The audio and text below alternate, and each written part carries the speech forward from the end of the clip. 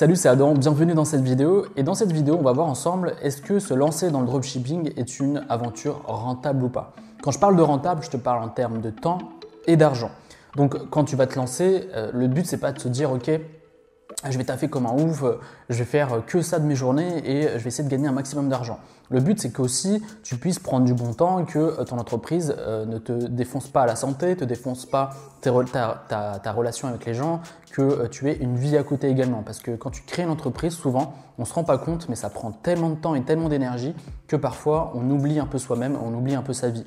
Donc dans cette vidéo, je vais te partager les avantages et les inconvénients d'une création de business en dropshipping pour que tu puisses prendre du recul et te dire est-ce que vraiment j'ai envie de faire ça cette nouvelle année et me lancer et gagner de l'argent à travers ce genre de business. Tout ça, on va le voir dans cette vidéo. On va parler des avantages.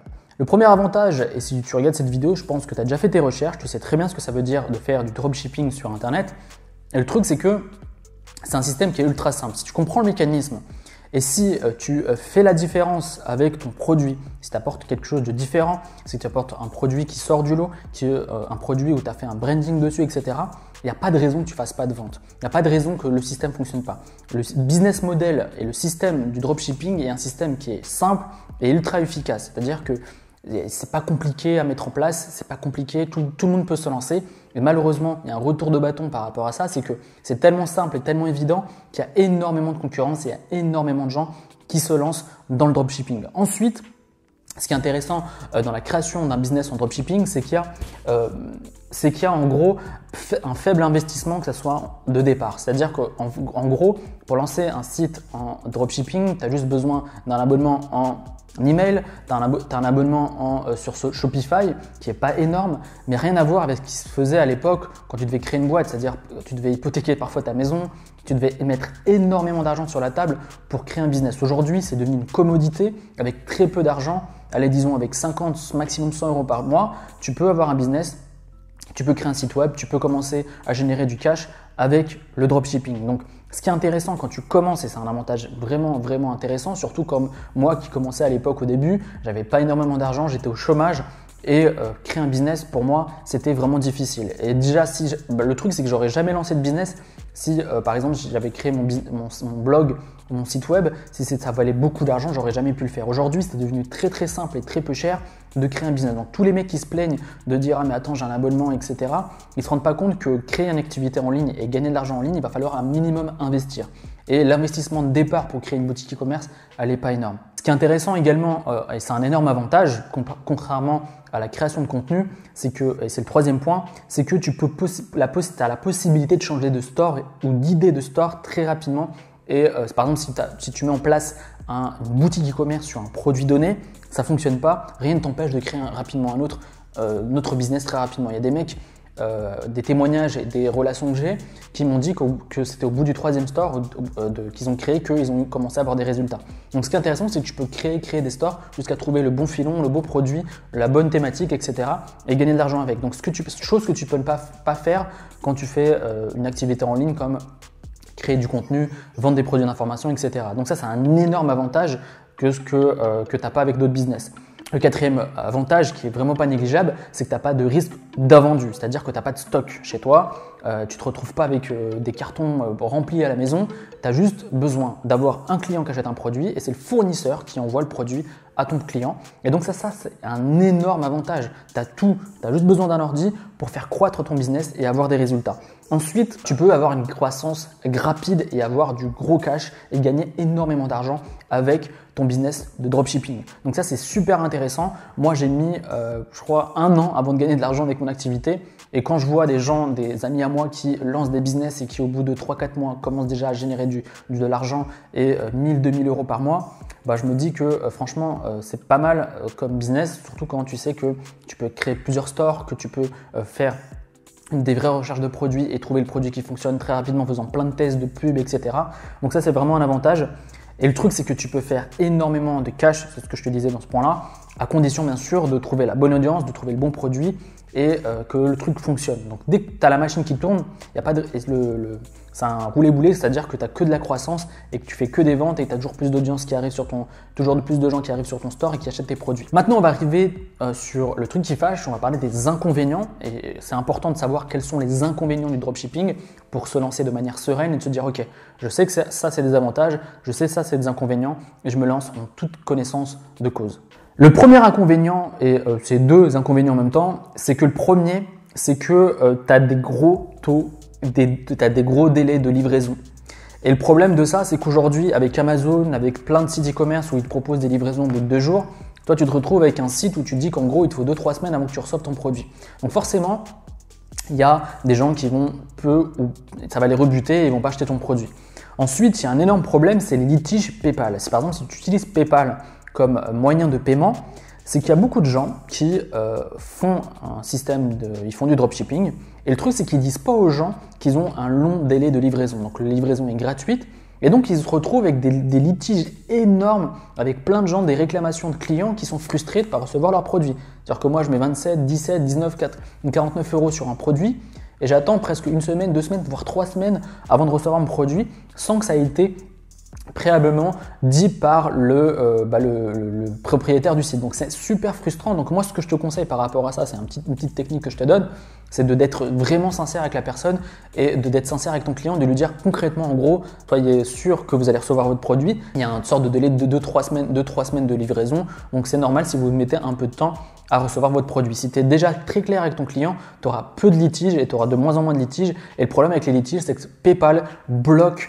les revenus si ils peuvent bloquer ton compte PayPal finalement, où tu peux recevoir de l'argent mais tu peux pas envoyer ton argent vers ton compte bancaire. Et ça, il y a énormément de dropshippers, de gens qui se lancent sur le dropshipping, qui commencent à avoir de la croissance sur leur business et qui se retrouvent avec un store qui est complètement mort, qui peuvent plus payer leurs fournisseurs, ils peuvent plus rien faire parce que leur compte PayPal est bloqué. Moi, ce que je te conseille, c'est pour une alternative, c'est d'utiliser Stripe comme un autre moyen de paiement pour pouvoir faire des ventes de manière sereine. Ensuite, le deuxième inconvénient, c'est qu'il y a de plus en plus de concurrence et avec des produits qui se ressemblent de plus en plus. Le truc, c'est qu'un gars regarde une vidéo d'un mec qui lui dit qu'en gros, il va être millionnaire et qu'il va gagner trop d'argent avec le dropshipping. Et il dit, facile, comme je te disais au départ, peu d'investissement au départ. Il se dit, vas-y, je vais mettre 100 € par mois ou un peu moins de 100 € par mois. Ça me coûte rien, je vais lancer une boutique et je vais être millionnaire. Le truc, c'est que malheureusement, tout le monde va sur AliExpress, prend les mêmes produits, les produits disons les colliers pour chiens, tout le monde prend ça en ce moment, et ils se disent mais attends, je fais pas de vente, pourquoi ça fonctionne pas? Le truc, c'est qu'il y a tellement de gens qui font la même chose, tellement de gens qui vendent les mêmes produits, qu'au bout d'un moment, le client voit aucune différence et donc que ça soit toi ou un concurrent, il fera la différence au niveau du prix. Donc c'est un concurrent qui fait moins cher que toi, crois-moi que le client en question, il ira acheter moins cher le même produit. Donc le truc, c'est que tu dois faire les choses différemment et d'aujourd'hui de prendre du recul et de faire les choses de manière comme un entrepreneur. Qu'est-ce que je veux dire par là?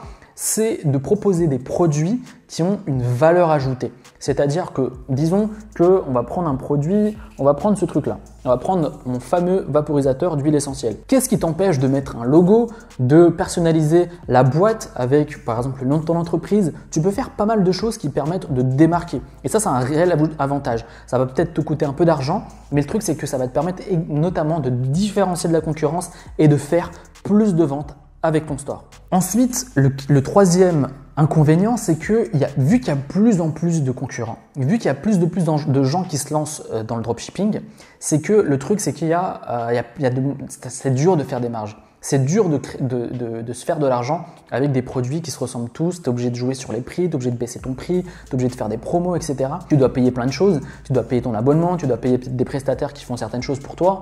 Donc les marges commencent à être de plus en plus petites et vu qu'il y a plus de gens qui se lancent, donc forcément ça commence à se vulgariser, ça devient de plus en plus facile de se lancer, il y a des formations qui se mettent en place, donc forcément il y a plus de gens. Et qui dit plus de gens, qui dit plus de concurrence. Donc il y a plus de marge, il y a moins de marge à se faire. Donc, ce que je te disais tout à l'heure par rapport au vaporisateur en question, c'est que tu peux réellement voir les choses, prendre le recul, mais tu vas te dire comment je peux faire pour me démarquer. Et c'est comme ça que tu devrais commencer ta boutique en te disant comment je peux faire pour créer une boutique qui sort du lot. Quand je te dis ça, c'est que quand tu as commencé à trouver le bon produit, quand tu as commencé à trouver la bonne audience sur Facebook, tu as un produit qui a l'air de bien fonctionner, qui commence à te générer des revenus, Tu prends du recul, tu dis ok, maintenant je vais essayer de proposer un truc différent. Même au niveau du design, même au niveau de l'expérience client, de l'ergonomie de ton site. Bref, essaie de proposer un truc radicalement nouveau. C'est ça qui va faire la différence, qui va attirer ton client vers ton site et pas sur un autre. Parce que dis-toi que tu es sur Internet, il y a beaucoup de choses qui sont visuelles, il faut donner envie aux gens d'acheter ton produit. C'est pas un truc à te focaliser au début. Au début, tu dois être rentable. Tu dois commencer à gagner de l'argent. Mais ensuite, pour te démarquer, faire plus de marge et vendre ton produit plus cher, focalise-toi sur le branding, ça va changer énormément de choses pour ton business. Le dernier inconvénient, c'est la dépendance envers les fournisseurs. Et donc, c'est pour ça que c'est important de diversifier son catalogue, c'est-à-dire avoir plein de produits. Parce que si tu dépends d'un seul fournisseur qui n'a pas de commande ou galère à envoyer des produits, tu es complètement dépendant d'une personne. Moi, c'est un truc qui me frustre énormément, c'est d'être dépendant, que ce soit d'un prestataire, d'un fournisseur. Le seul problème qui n'est pas un problème pour moi, c'est c'est la relation que j'ai avec mes clients. Pour moi, les clients sont rois, je dois être à leur service et je dois les accompagner et les aider. Mais tout ce qui est annexe, ça me saoule. Et le problème, c'est que quand tu fais du dropshipping, tu es ultra dépendant des fournisseurs. C'est un peu les mecs c'est une entreprise ou c'est des entreprises qui gèrent entre guillemets ton business et qui ont de manière indirecte la main sur ton activité. Et ça, c'est un énorme inconvénient, surtout quand tu veux que tu envoies les produits plus rapidement. C'est pour ça qu'il faut que tu diversifies énormément la palette de produits, de voir si tu n'as pas d'autres fournisseurs qui sont beaucoup plus compétents, qui envoient plus rapidement. Essaie de vraiment être continu, d'essayer d'apporter quelque chose, d'apporter un truc où tu peux essayer d'optimiser un maximum tes envois, le design de tes produits, voir s'il y a des concurrents qui ne proposent pas des produits moins chers pour faire plus de marge. Vraiment essayer de faire vraiment un travail dessus, même s'il y a un produit qui fonctionne bien, de voir si tu peux pas de diversifier également ton catalogue de produits pour pas dépendre d'un seul produit. Parce qu'imagine il y a une rupture de stock, imagine il y a un problème avec ton fournisseur. Si ce produit phare qui fonctionne super bien ne te rapporte plus d'argent, tu n'as plus de business. Donc fais attention à te diversifier également au niveau des produits. Le conseil que j'ai à te donner par rapport à tout ça, c'est que si tu veux gagner de l'argent avec une entreprise, que ce soit du dropshipping, du contenu, une boulangerie, ce que tu veux, c'est que tu dois mettre le client au centre de ton activité. Quand tu mets le client au centre de ton activité, comme ce que je te le répète de manière régulière sur mes vidéos, ça va réellement booster ton entreprise. Ensuite, ce que je te conseille également pour avoir des résultats, dropshipping, c'est un système qui est très simple à mettre en place, c'est ce que je te disais au départ. Essaye de te former un maximum avec des gens qui sont compétents, qui ne vendent pas du rêve et qui te permettent de partir de zéro et d'avoir une activité qui soit rentable et qui ont déjà des résultats et qui ont déjà des business qui fonctionnent. Moi, je te conseille de réellement ne pas tomber dans un truc où tu crois que tu vas être millionnaire en 5 minutes. Ça fonctionne, tu peux gagner de l'argent, voire beaucoup d'argent avec ton activité, notamment en dropshipping, mais essaye de voir les choses où tu peux te démarquer très rapidement. C'est ce que je te disais au départ. J'essaie de te donner un maximum de conseils vers la fin de la vidéo pour que tu puisses te motiver et te mettre en action. Essaye réellement d'être au contact régulier avec tes clients pour mieux les comprendre et aussi essaye de proposer quelque chose de différent. Le problème, c'est qu'il y a trop de stores qui se ressemblent et c'est pour ça que les mecs ne font pas de rentabilité ou ont un business ou une boutique qui ne fonctionne pas assez. Donc tout ça, on en reparlera encore plus en détail dans les prochaines vidéos. J'espère que tu as pu prendre du recul ou j'ai pu t'aider à prendre du recul par rapport à cette question. Est-ce que le dropshipping est une activité rentable? C'est rentable à condition de bien appliquer les stratégies que je t'ai partagées dans cette vidéo et d'être bien conscient des avantages et des inconvénients de créer du dropshipping ou de créer un business autour du dropshipping. Juste avant de finir cette vidéo, n'oublie pas surtout de liker, n'hésite surtout pas à me laisser des commentaires. Je comprends pas pourquoi tu me laisses pas des commentaires. Si tu as des questions, n'hésite vraiment pas, je réponds à tout le monde. Et juste avant de finir cette vidéo, ce que je te propose, c'est 1 heure de formation complète pour créer une activité rentable sur le web. Pour cela, tu as juste à cliquer ici ou dans la description et on se retrouve très rapidement sur une prochaine vidéo. C'était Adam, salut!